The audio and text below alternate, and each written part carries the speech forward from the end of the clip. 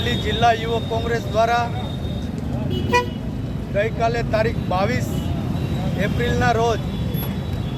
કાશ્મીરમાં પહેલગામમાં જે ભયાનક આતંકવાદી હુમલો થયો તેમાં મૃત્યુ પામેલ દરેક જીવાત્માને પરમ કૃપાળુ પરમાત્મા શાંતિ અર્પે એના અર્થે શ્રદ્ધાંજલિ કાર્યક્રમ યોજવામાં આવેલ હતો। ભારતમાં ભૂતકાળમાં ક્યારેય પણ આવી ઘટના નથી ઘટી એવી આતંકવાદીઓ દ્વારા જે લોકોને વીણીને જે મોતને ઘાટ ઉતાર્યા છે તેનાથી સમગ્ર દેશ આહત છે, ભયના ઓથ નીચે જીવી રહ્યો છે। ત્યારે ભારત સરકારને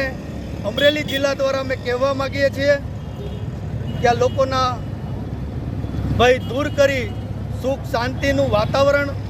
ફરી પાછું સર્જાય એવા પગલાં લેવા જોઈએ। અને આવનારા દિવસોમાં અમરનાથ યાત્રા શરૂ થવાની છે ત્યારે સમગ્ર દેશના લોકો પોતાની આસ્થા મુજબ અમરનાથના દર્શને જવાના છે ત્યારે એમને ભયના વાતાવરણમાંથી મુક્તપણે યાત્રા સફળતાપૂર્વક યોજાય એવા એક્શન પ્લાન કરી સરકારે કડકમાં કડક કાર્યવાહી કરવી જોઈએ એ પણ અમે સરકારને વિનંતી કરીએ છીએ।